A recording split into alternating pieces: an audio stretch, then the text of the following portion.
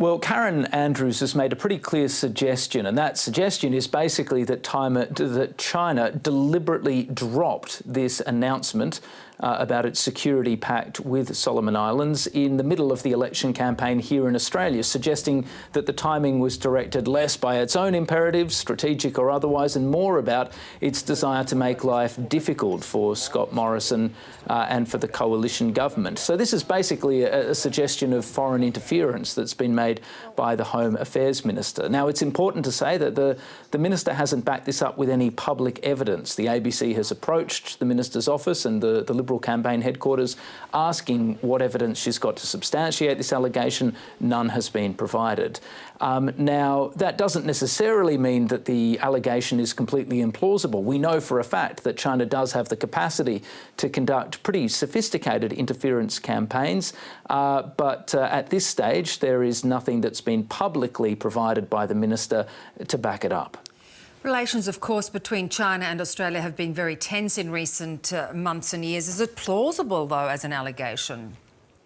Look, in substance, it's certainly plausible enough in the sense that we know that China has got a track record of engaging in interference, and it's also got the capacity to do this in pretty sophisticated ways. So in that sense, it's not a profoundly implausible claim on itself. However, I have spoken to quite a few officials today, as well as to analysts who track these things pretty closely, and their assessment, absent any proof or evidence from the Minister in any case, is that it's probably unlikely to be deliberately dropped, at least this time around, by the Chinese government. They say all of the evidence points to the fact that China was racing to get this done as quickly as possible. It wants to bed this down while Manasseh Sogavare is still in power, and it wants to get it done as quickly as possible. And they say that's probably what was driving the timing here more than any domestic political considerations in Australia. Of course, it's also worth remembering that the announcement of the pact came only a few days before Kurt Campbell, the Biden White House's Asia-Pacific SAR, dropped into Honiara with a pretty clear brief to try and spike this agreement. So again, analysts say it's more likely that Solomon Islands and China were trying to get ahead of that visit than trying to do anything to meddle with the Australian election campaign.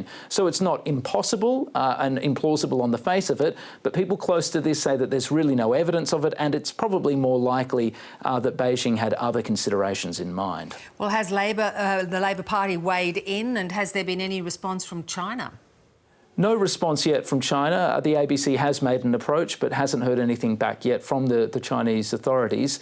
Labor, however, has scoffed at the claim. They say that it's a wild conspiracy theory, and they say that if there is intelligence backing it up, then under the caretaker conventions, Karen Andrews should share that intelligence with Labor. They say the fact that she hasn't actually made any attempt to get in touch with Labor or provide any evidence of an attempt to meddle with the election campaign points to the fact that this is just a confection, that she's making it up for political reasons.